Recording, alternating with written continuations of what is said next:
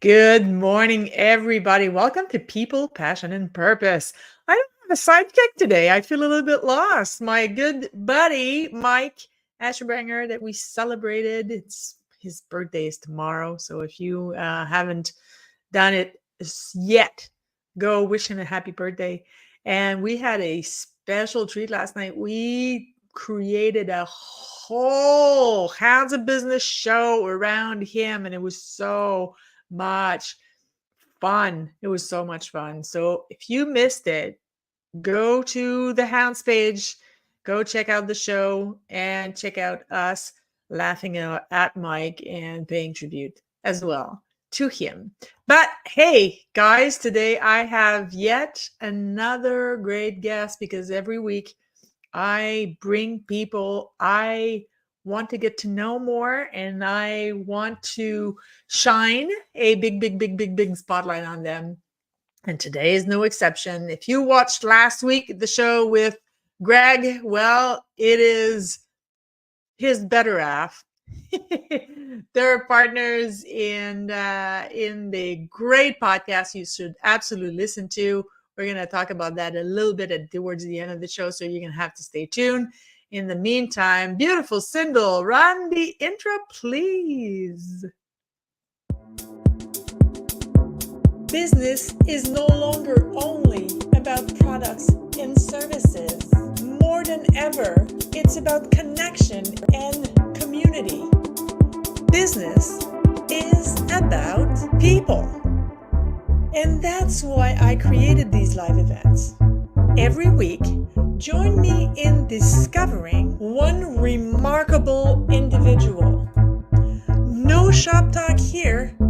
It's about who they are and not what they do. My name is Isabel Fortin, and welcome to People, Passion, and Purpose.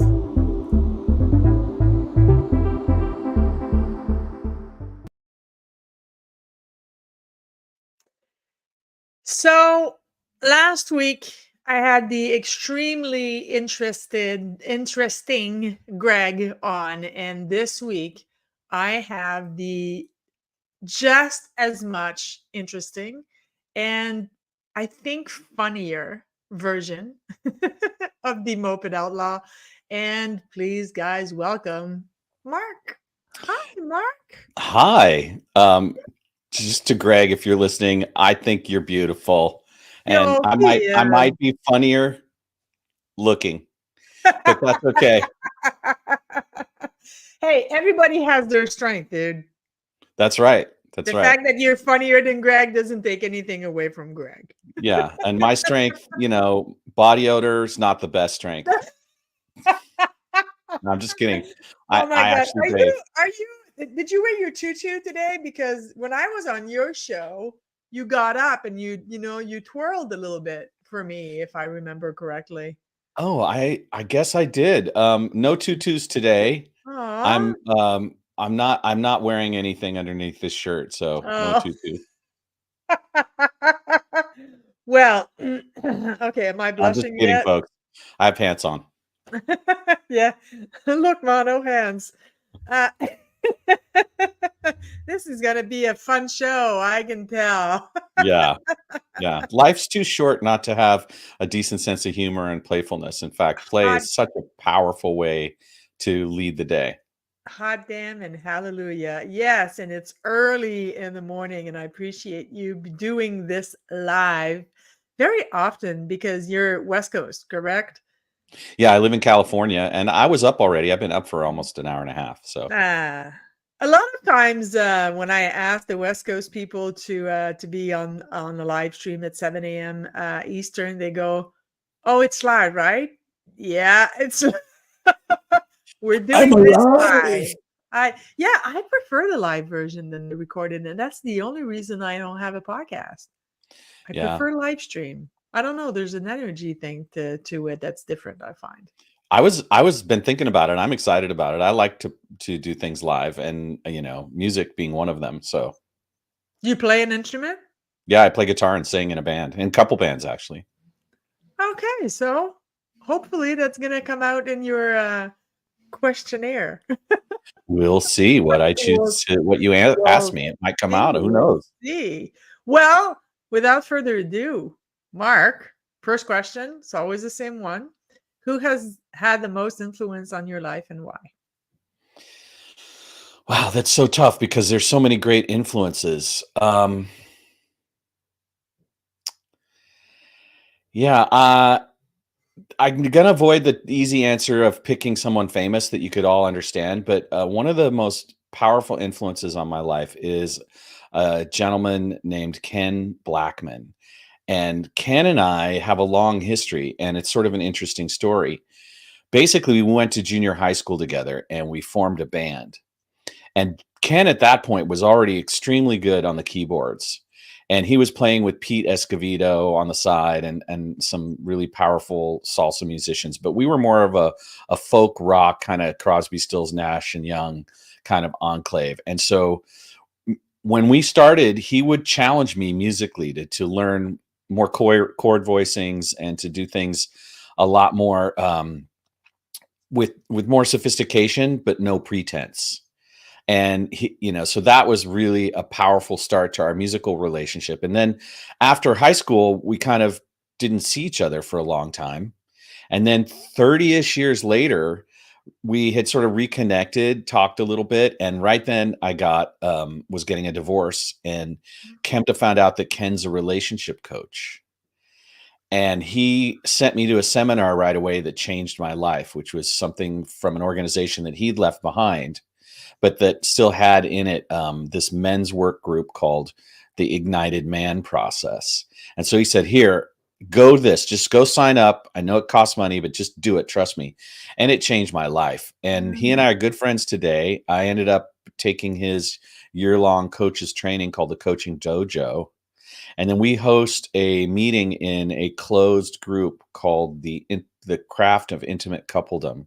He's the host and I'm the co-host in that. And we have a great friendship today. And now it's all about coaching and coaching relationships. He doesn't play music anymore.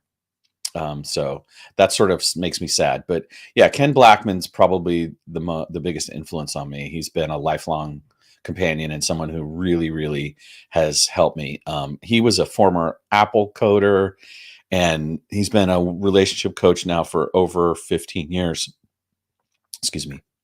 Wow, that's so interesting that you guys were like pals in high school, and then as we it often happens, the roads kind of separate after high school, and then for him to waltz back into your life in the precise moment that you needed what he had picked up along the way, that's so fantastic. Yeah, it was. It was divine timing for sure. Mhm. Yeah. And we had kept in touch, but we didn't spend time together. It was like little bits here and there, especially once the internet had started up again, because we were pre-internet friends. Yeah. We I think we've all done that. Like we're close to the same age, I think, if not the same age, but Yeah.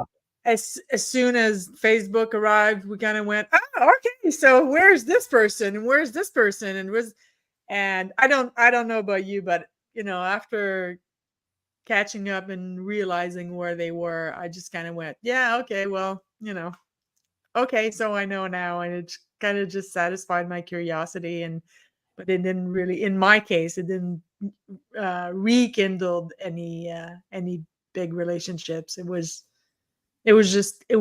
fun to see where they were. Yeah. Yeah. Do you want me to give you another answer? I have another name for you. Yes, I do. Okay. Evil Knievel was one of the other major influences in my life. Oh my God, we are the same age.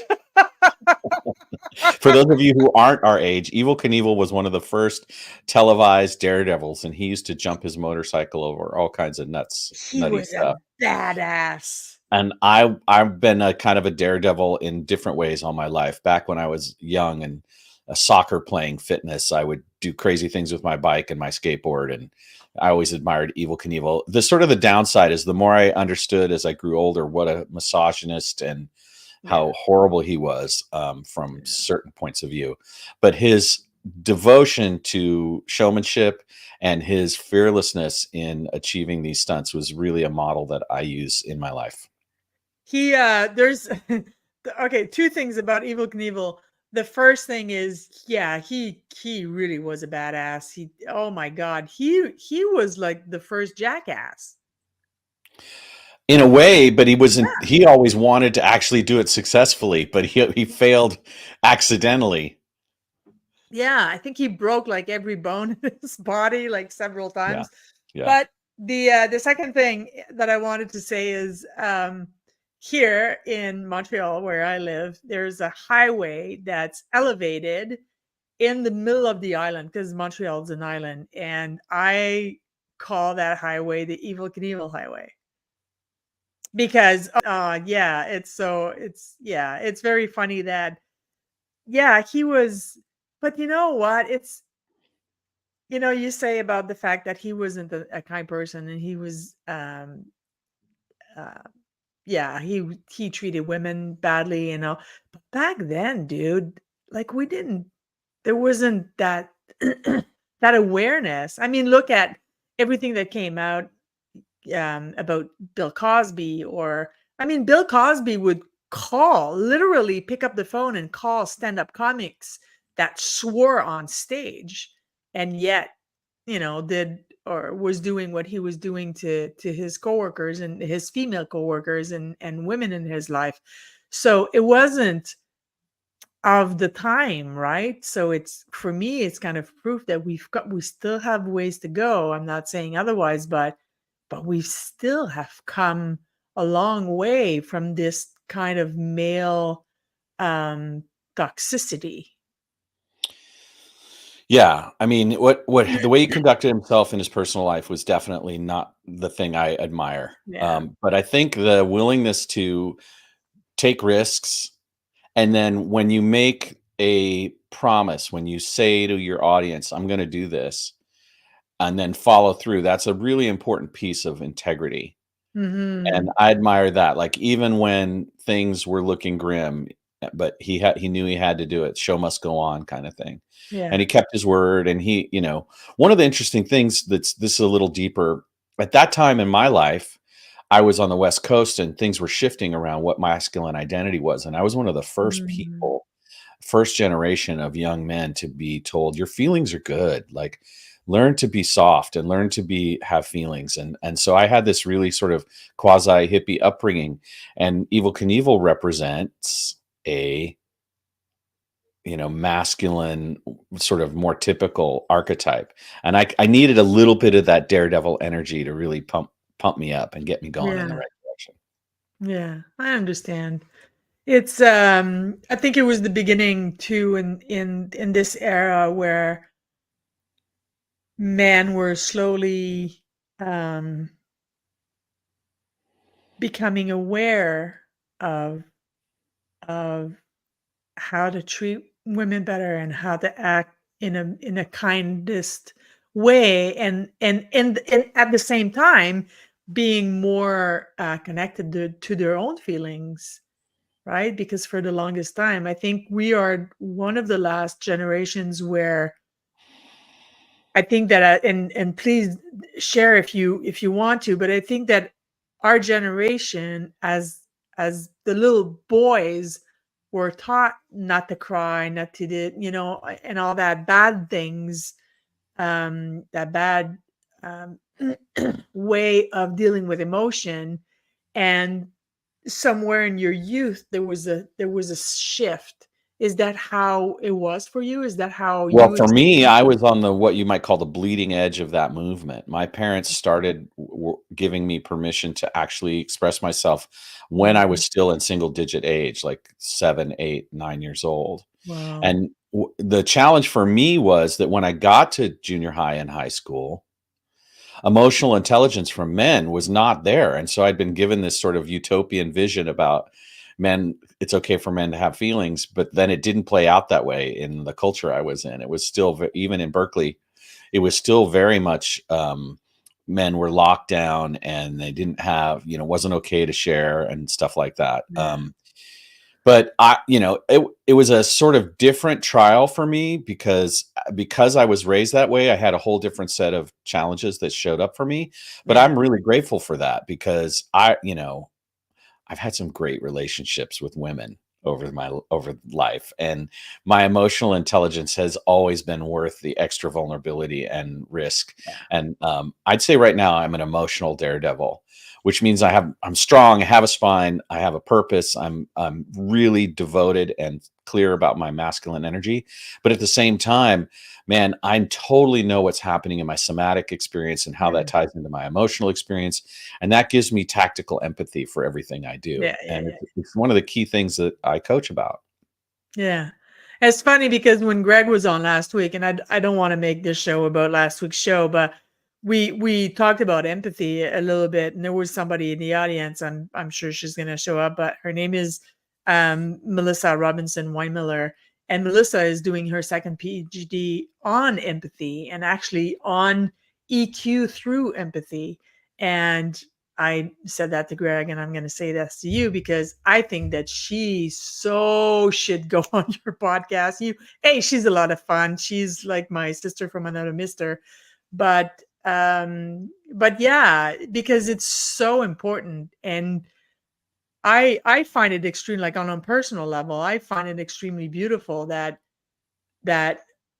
men, my generation, the boys that I grew up with, to be a witness to this like 180 where no, bullying isn't cool, and no, you don't treat women like that, and like, who the hell do you think you are by trying to impose your wish or impose your way on your female counterpart. So it's, yeah, I didn't think that we were going to get there, but it was something that you said that kind of triggered that inside of me, which is a really, really good thing, because I think that the more positive men examples that we can show the world, like you, like Greg, and like so many people that I know, then the more chances that we have that this is going to change, for not only continue to change, but change so that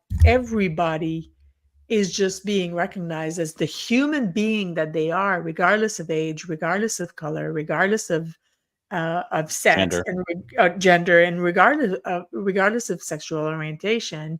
because at the core, that's what we are. We're humans, right?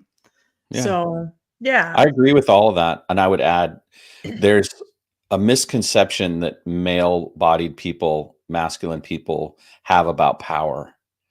And Yes. typically they don't understand the power that as a result of EQ, because dominator matrix power is power over, and it's very brittle and it's ultimately weak. But power width is a function of EQ, Yeah. emotional intelligence, and the ability to actually have intimate conversations with people at whatever strata you're working, whether that's professional intimacy or personal intimacy. That's beautiful. You spoke a little bit in the beginning of the show about the fact that you're a musician, and Mhm. that's kind of my segue to the second question: is what is or are your passions, and what did you do to discover it or them?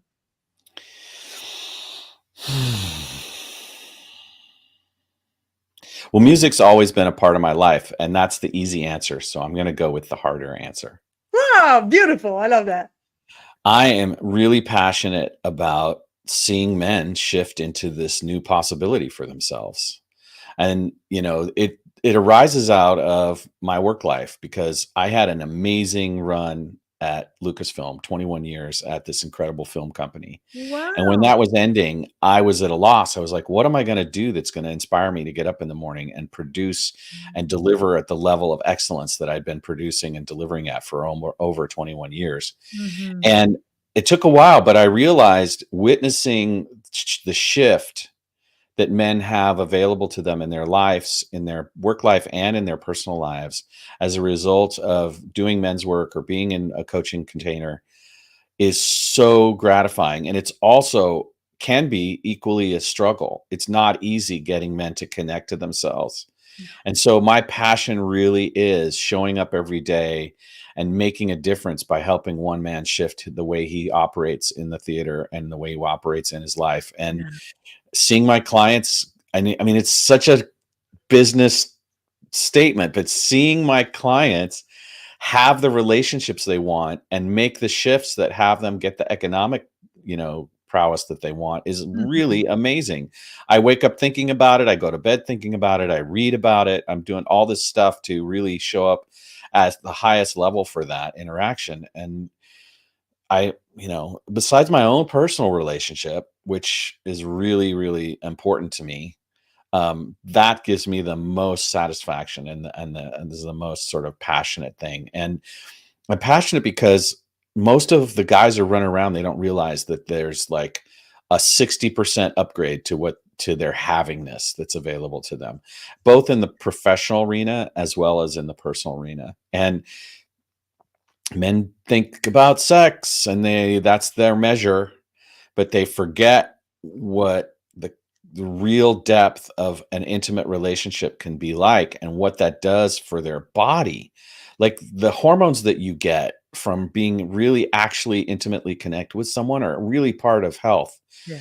Important part of longevity is to have all of those toxic things like cortisol and adrenaline just get calmed down. Yeah. So yeah, I'm passionate about how that works, and it starts with learning to feel yourself, because that's empathy is only possible if you can recognize the emotions and sensations that are in your body. And then once you have an intimate relationship with yourself, where you notice, oh, I'm feeling frustrated, I'm feeling angry, I'm feeling jealous, I'm feeling sad, that's when you can empathize because you have a reference point for your own Mhm. experience. And then that bridge that you build of understanding or feeling, literally feeling what someone else is feeling, that's when the work really begins, because we don't have good language for men about how to communicate at this level. We don't have a way for them to ask for what they need or to make requests from people that are effective. It's the dominator sort of male power over paradigm is part of what's causing the decay of Western civilization. And Mhm. we're asking men to change, but we're not giving them the tools. That is very true. But the oh, so many things to say. Um, Say the funniest one. I think that men underestimate how often women think about sex. I think that women are, because you talk about men and you are a man and you help men in your coaching, so I understand that. I'm going to bring you the female counterpart. Um, I think that you're right that men need to learn to communicate better and to be connected to themselves, to their body, to why sex is important. Because it seems to me, and I don't want to presume stuff, but it seems to me that the way that men feel about sexuality is a little bit more about instant gratification, and the way that as a whole that women think about sex is more about the deep connection.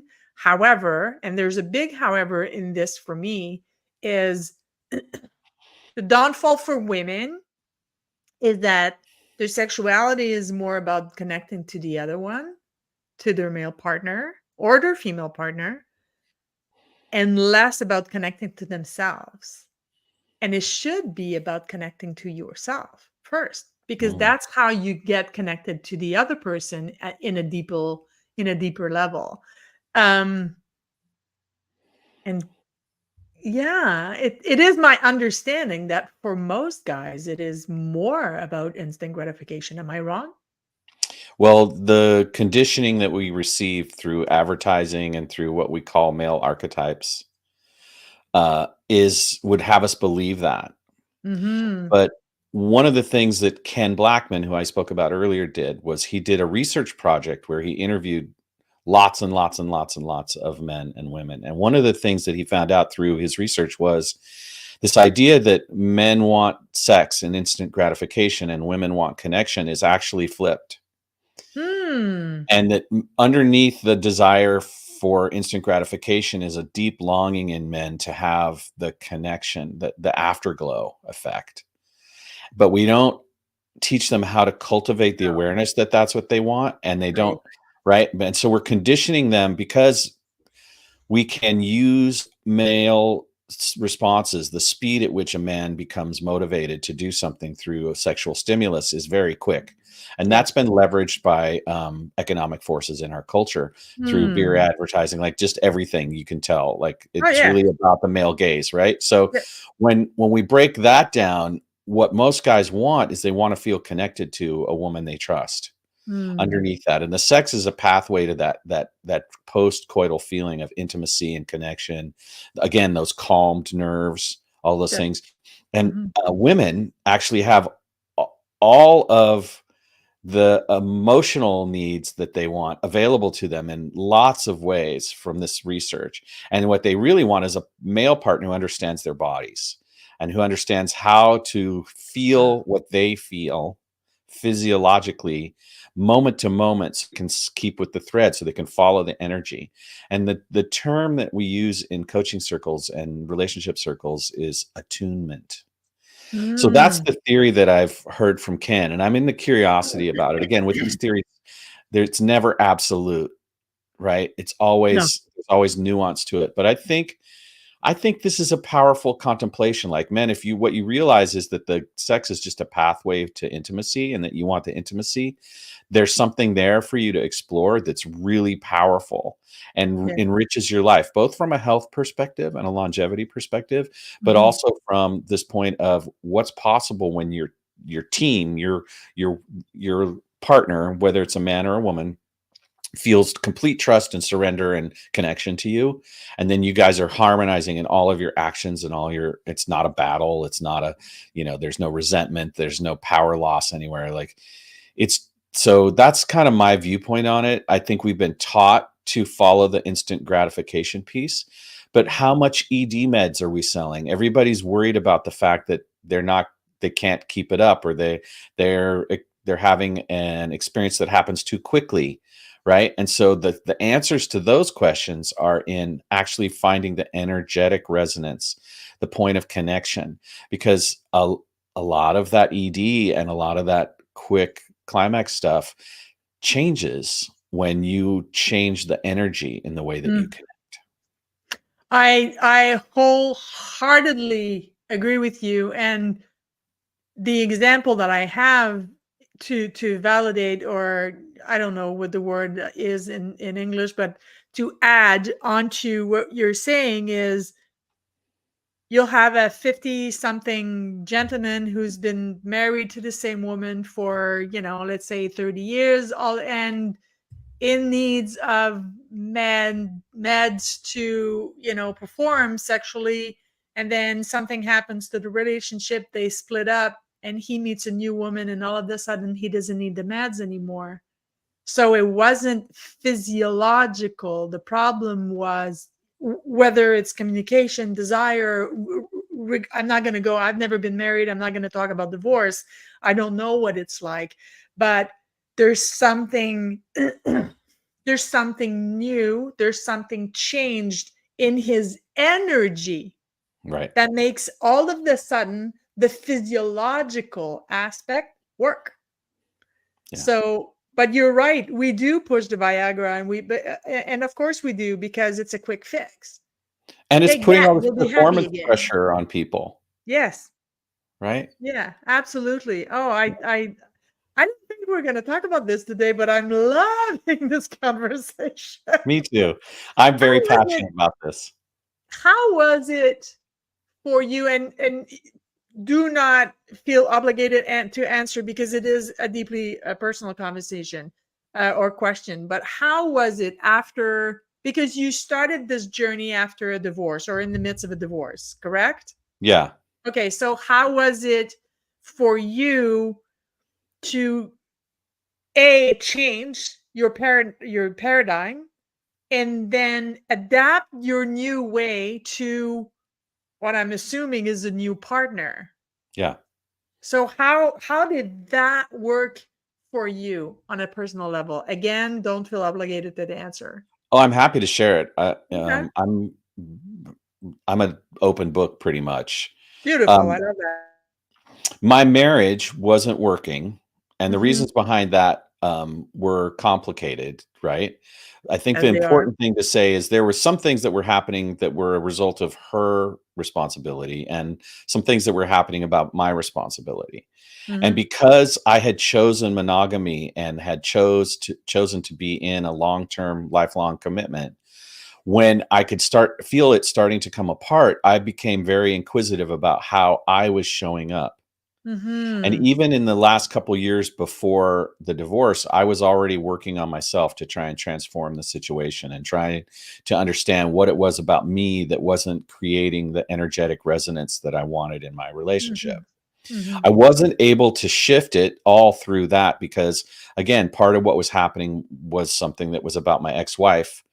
And I'm not going to go into details No, about no, that no, here no. because I No, don't no. have her consent for that. It's not But about her. Yeah, yeah, no, it's not she about and I her. decided after working as hard as we could to stay together, no kids, that it wasn't right, and we split up. And then I went even deeper into my own internal exploration of what had I done to co-create this outcome. And Mm. because of the serendipity of my friendship with Ken, I was given access to a resource right away where I started doing men's work. And it was the kind of men's work that had emotional content as part of its core curriculum. But it also, I went on to further develop and enhance what we'll call masculine energy, right? So masculine energy has this quality has a definition of, but when you inject it with high levels of EQ, it becomes something even greater, right? So Mhm. I started on this journey because I really wanted to know about myself, because I didn't want to take it into the next relationship and repeat the pattern and end up where I was. It took a long time for it to fall apart, and that was very uncomfortable, and I did not Mhm. enjoy the decaying process of that relationship. And I Yeah. didn't want to just adopt this idea, well, relationships don't work, you jump as soon as it looks bad. That wasn't for me. Yeah. Like, some people have that attachment style, and nothing against them, but that wasn't what I wanted.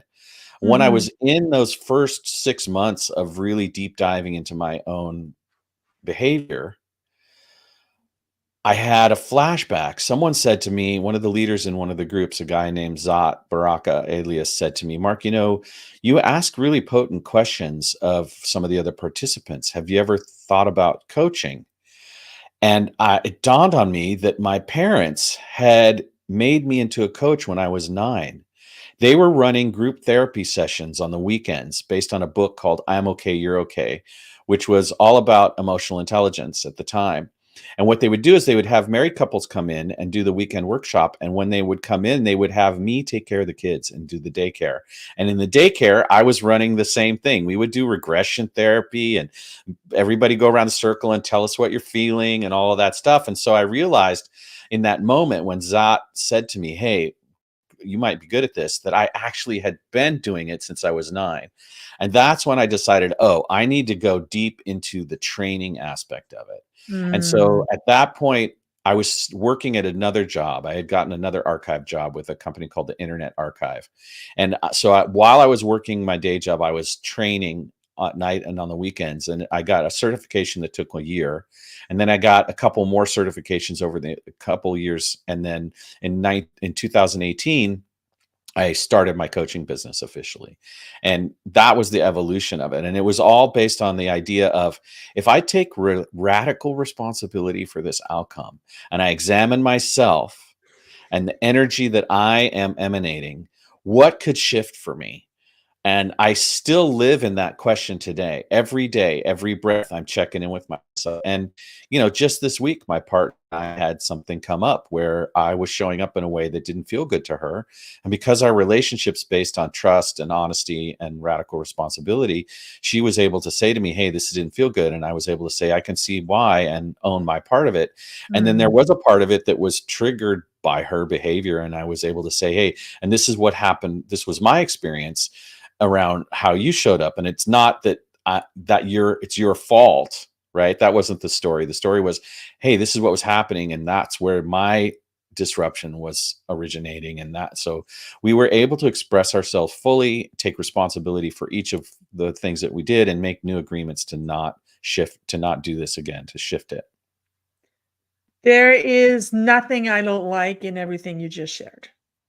There's Oh, there's not there's You know, Mark, I knew we were going to have an interesting conversation. I knew that from our previous one, but um, if everybody would just take even 10% more responsibility about their own behavior in any situation, any kinds of relationship, anything at all in their lives, this world would run so much smoother, so much smoother, because she was able to say, hey, listen, Mark, this is kind of, this is what it triggered, this is what it woke up, this is what that did, and so let's sit and discuss what, Yeah. what this is, what it means to you, what belongs to you, what belongs to me, and let's fix it, and make sure. But what I'm also hearing from what you said, Mark, and that I absolutely, absolutely, absolutely adore, is you both came giving one another grace. Right. Because there's something that belongs to her and there's something that belongs to you. And you're both going to sit there and hold the space. And I know it's like very popular now. You need to hold space and blah, blah, blah, and be safe. And yeah, but it's popular for a reason. It's becoming a cliche for a reason. It's because it is necessary. And if you want to grow and continue building this amazing relationship with this partner, then you need to both be accountable for what belongs to you and be in grace, or give the other person grace for giving them time to figure it out and to hold it, to own it, to fix it, to live it, to and to voice it. That is so important. And there's nothing I don't like about what you have to say. Awesome. So I'm going to take it to the next level. Love that. Go. So one of the things that I've come to realize is that when you tap into this self-awareness at a high level, you begin to understand how you operate and the way that emotions move the body.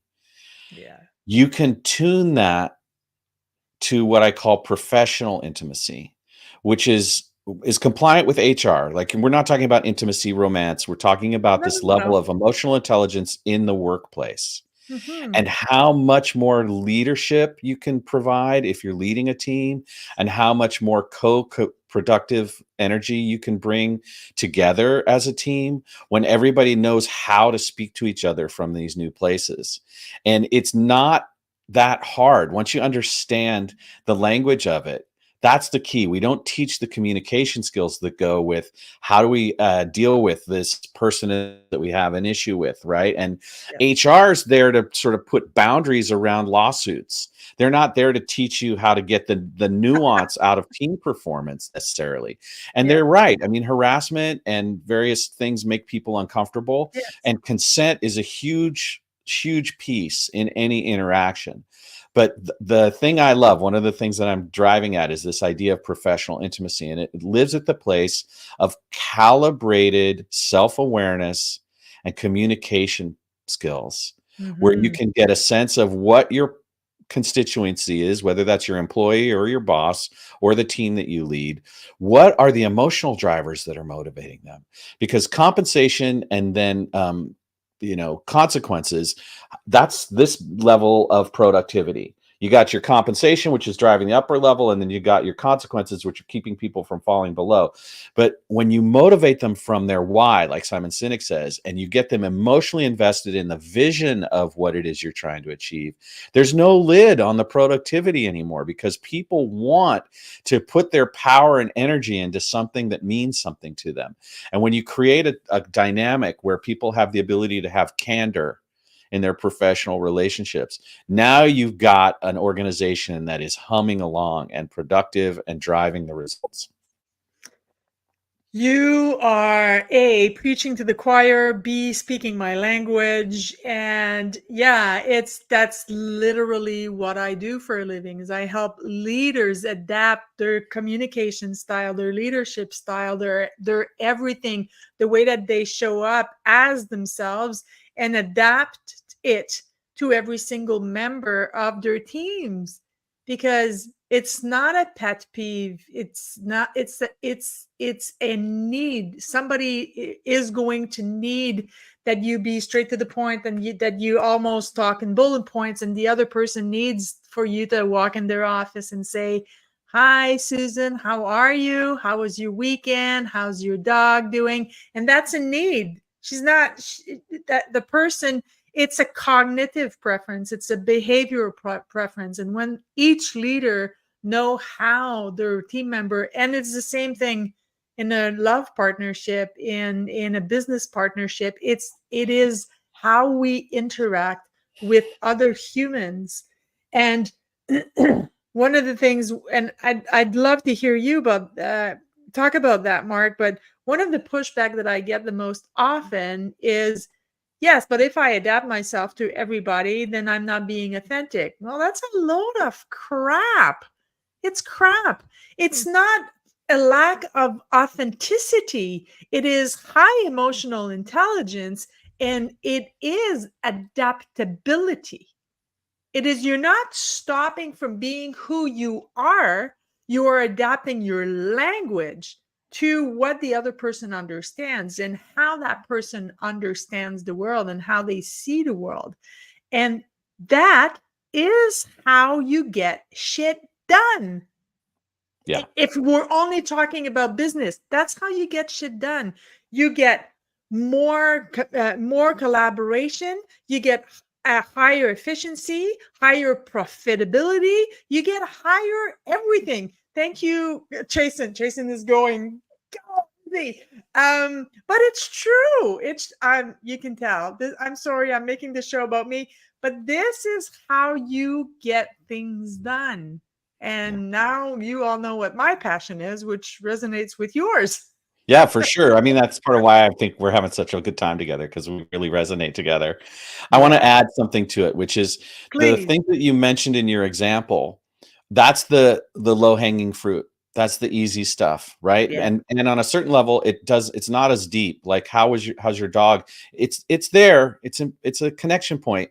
But when someone isn't meeting their KPIs and they're having an emotional reaction to it, that's where the rubber really hits the road in yeah, terms of EQ in the workplace, because there yeah, needs to be a way to navigate that, so that that person isn't hiding that performance issue until they get their review, until the yeah. quarterly meeting, because the time to address those challenges is the week it shows up. Yes. We're living in a much faster paced business environment now. And so it's really important that candor, I've said this word now a couple of times, in a functional business way, right? It's not, hey, I'm not meeting my KPIs because my boyfriend got drunk last night, yada, yada, yada. It's really about what's the thing that's in the way of you dealing with whatever the challenges are to Yeah. achieve the result. And if we're a team, that means there should be effective ways to help you unpack that get Yes. you back on target. And that's where EQ in the workplace really does its work. It's not necessarily about the personal issues, because again, there is a reason for the high wall around compliance and around personal issues in the workplace. It's a really good Mhm. reason.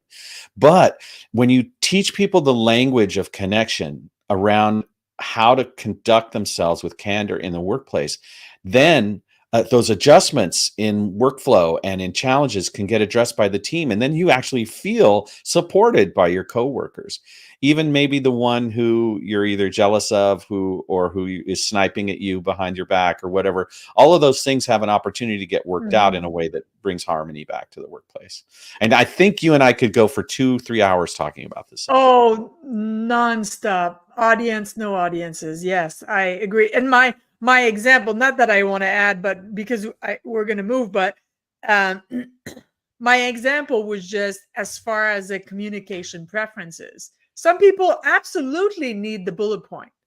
They're busy, and their cognitive preferences is that way, and they don't want the whoop whoop, and they don't care that you know what they did over the weekend. And some, this is what their preferences is, are, and others is no. If you don't interact with them as a human being first, before you ask whatever questions in regards to the business, then they're going to feel hurt. I know these people because I am one. I am Yeah. extremely, extremely relational. And if you walk in well, I was just going to say the downfall. It's not a downfall, but as for me, it also shows up with, you're going to be told how to interact with me. But a lot of people, that's not how they function in the world. So if you walk in my office, you go straight to the point, and you don't look at me in the eyes, and don't take the time to connect with my humanity, with the fact that I am more than just the person that executes the job, you're going to say, okay, so you're going to walk out of my office by the same door you walked in. You're going to pick up some people skills, and then you're going to come back in. But I'm capable of doing that. And I don't do it in a mean way, not at all. I am just telling them, this is how you interact with me if you want something from me. Mm. But I've picked that up along the way by not always being a kind person. I was an extremely bad boss. I had extremely bad bosses. I was the coworker you didn't want to have. But because I did the same as you, because I did the work on myself, and because I was able to look deep inside and look in the shadow and say, holy goodness, okay, this shows up because of this pain. So we're going to fix this pain. We're going to heal this pain. And I'm still healing it. Then I'm going to show up better.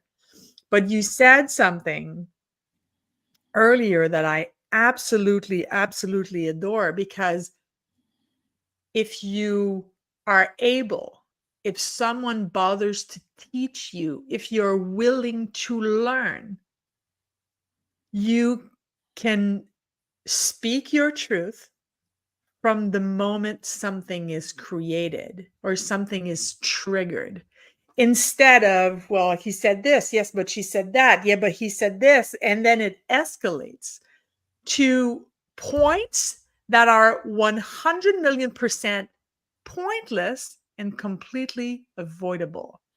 Yeah. And I have an example. I recently, like a few weeks ago, started dating somebody new, and he said something and it triggered me. And I froze, which, as you can tell, doesn't happen very often. Yeah. And I froze, and the conversation ended. It was meant to be a short conversation. It was more of a, what time do you show up, and let's meet at this point, and that was it. But I got so triggered, Mark. I got so triggered. And I went inside myself. I went no, he's not going to speak to me this way. But I did that all on my own. And then, but now I have the tools, and that's, what you teach. And then I was able to sit with myself and say, okay, hang on. Let's sit. Let's look at this. Let's look at this for what it is. Let's look at the facts. What were the words? And how did you respond? And as soon as I was able to just self-regulate and say, okay, so there's two things. A, we're going to validate with him what he meant, because there's also a language barrier. So what he meant by that. And B, in your next coaching session, you're going to go look at what was woken up. Because the fact that he woke it up has nothing to do with him. It has nothing to do with him. So for me, it was okay, so that hasn't healed completely yet. Right. It's an opportunity to go heal that. Yeah. And that's exactly what I did. 3 days later, it just so happened my coaching session was already booked. I walked in my coach's office and I said, oh, I know what we're talking about this time. Yeah. Explain what had happened, how I got triggered, what got woken up. And we said, okay, so let's go into that. But I didn't become passive aggressive, which was my drug of choice for about 3.5 decades. I didn't go passive aggressive. I didn't go into resentment when he's not going to talk to me like this, and all that crap. And when we came together again, I said, listen, what did you mean by this? And Mm. turns out it was just a language barrier thing. Right. That's all it was. But we need to look at, okay, hang on. Okay, the emotions are running high here. So let's look at them, because the emotions are there to say something to you. Okay. This conversation will never end. Well, I want to make one more point before we Yeah, transition. Is please. that okay? In the office situation, Yeah. the idea of attunement or calibration to the person you're working with's level of capacity, right? That's what respecting the workplace and respecting your colleagues has as its core. The ability to recognize what bandwidth that your current cohort has available and learning how to meet them there in a way that still includes this idea of EQ, but doesn't blow people out, because everybody's got different attachment styles, different triggers. Yes. And so that attunement and that calibration, that's where radical responsibility comes in, which is what you were just talking about, that Yeah. idea of self-regulating our nervous system. So I want to Yeah. make sure we get to that before we Yeah. move on. Thank you. Okay, so Mark, please promise me, I know you don't owe me anything, but please promise me you're gonna go connect with Melissa Robinson Weinmiller. You guys, you need to speak. So she's in the comment section. So you're gonna start a conversation with her. That will never end either. So I think that's her. Hi, Melissa. I think that we've really got really deep inside of your purpose, but I'm still going to ask the question, what's your life's purpose? Have you discovered your life's purpose? And if so, how? But I think you've answered it, but let's go. I'm a man devoted to inspiring creativity and energizing people. That's my purpose. I love that. That sentence is hard won. I took classes for weeks to be able to get to that answer. Yeah. And the work was done through a gentleman named Craig Filek, and Craig runs a website called Purpose Mapping. I'm not sure if that's the right address, but it's Craig Filek, Filek. And it's an incredible process that's where you're witnessed by other people as you go through all the things. It takes weeks. And then you really boil it down to a key thing. I'm a man devoted to inspiring creativity and energizing people. That is my purpose. Now, it's interesting because I do that through my coaching and my writing, but also through music, which I love doing, right? And it turns out that's it. That's the whole thing. It's like that one sentence brings it all in, and I can align it to whatever arena, whatever context I'm in. And it's my talent, it's my purpose, but it's also easeful. Like I'm not making effort. It just is what I do. Yeah. Oh, I love that. Well, unfortunately, we're coming to close to the end. I always offered the opportunity for my guests to ask me a question. I feel like I've spoken a lot in this particular episode, so if you don't have a question for me, that's fine. And yeah, so let's start with that. Do you have a question for me? Well, I have two. Okay. And the first is it okay if I ask a question that might be a little bit edgy for you? Oh, you got yeah. Okay. So what thing are you really desirous of having that you are not letting yourself have right now? Oh, that's a beautiful question. I would expect nothing less from you. True intimacy, and I'm working on it. Got it. I've been single my whole life. Half of it, I thought half of it was that I just wasn't meeting the right person when, with a lot of work on myself, figured out that the reason I wasn't attracting it to my life is because I truly felt I didn't want it, when in reality I felt I didn't deserve it. Mm. Um, and now I don't believe that I'll ever get like married, but I want to give myself the permission to truly create a partnership that goes beyond sharing a mortgage and car payments.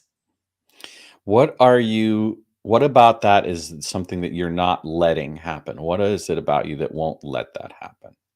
Um, well, we've spoken about that a little bit on your show. Um,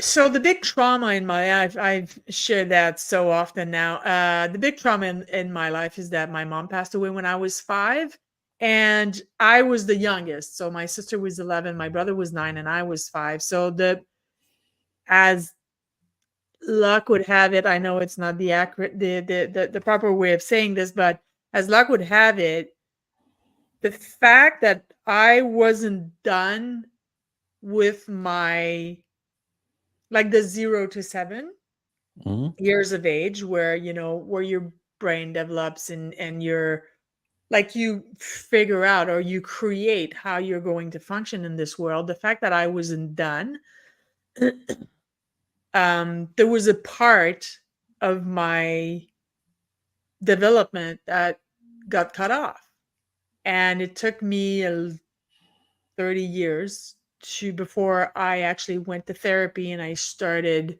working on that. And my mom and I, oh my God, we're two peas in the pod. And that, I think that that's one of the reasons why my relationship with my dad was so difficult when I was a kid and a teenager and even a young adult, because I reminded him so much of his late wife that it Mm. was hard, because he was in that pain all the time, because I'm like the carbon copy of who she was. Um, so for me, it was unconsciously at 5 when she passed away, I decided I was going to live her life, that it was my duty to live her life.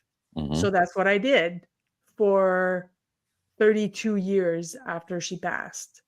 And once I outlived her, so once I turned 37, because she was 36 when she passed away, once I outlived her, then I didn't have the roadmap anymore.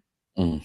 So that then I literally had two choices, and I shared that with Greg last week. That was one of his questions: is, did you ever had a moment where you thought you would end it? And I didn't know how to live my life, Mark. I didn't know. I hadn't for the 32 years. So between age 5 and age 37, I didn't live my life. I lived hers.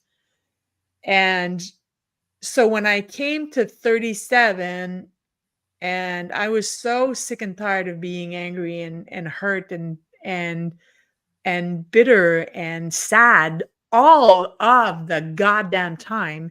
And I'm a pretty, like, naturally, I'm a pretty happy go lucky kind of girl.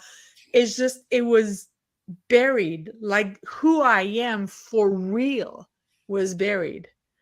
So it's an extremely long answer to say that I needed to outlive my mom before I gave myself permission. And I fixed everything else. I healed. I shouldn't say fix. I should say I healed everything else in regards to the impact that that trauma had on my life. And I feel now that the true intimacy, the letting someone in for real, in every aspect, in all of the darkness, in all of the little corners, in every little part of me, I'm ready now to start doing that. Now, have I got the right partner, or it's too early to tell? But I'm ready. I think that I've attracted the right partner at the right time. Got it. I I think. really appreciate the level of depth that you went into Right. your answer with, and I'm clear that you're going to Yeah, I find think so the too. thing you want in the Yeah. right time for you. Yeah. Um, Well, when I started this show, when I came with the concept of this show, I told myself, I made a promise to myself that I was going to trust whatever this is, the higher power, the God, the universe, the angels, the karma, the what, all of it. It's all the same energy. For me, it's all the same energy. You put the name you want on it. I'll put the name I want on it. Um, but I was going to trust that whatever question was going to come my way deserved an answer because it was going to be the right question at the right time. So I promised I would answer anything, and I have. what a treat it's been to be with you today. It's so fun. We're going to have Thank to do this again. anytime. Go connect with Melissa Robinson Moimiller. Yeah, and everyone who chatted, I said who's I said it 3 times now, Melissa. I can't plug you more than I have. I will. I'm going to go to the comment section and I'm going to offer connection to everyone that I see in the comment section. Wonderful. They are all beautiful people, and they're all in the Hands of Business community, which you and Greg, and again, I'm gonna bug you both in regards to that. Thank you so much, for being here, for your candor too. I mean, you were pretty transparent and you were pretty open, which I expected nothing less. Guys in the audience, you guys are awesome, and I adore every single one of you. And if we're not connected yet, please connect with me. And oh, Melissa, I love you. She truly is my sister from another mister. Her and Sindel that you've met in the backstage. I love all of you, and I'll see you guys next week. Bye, guys.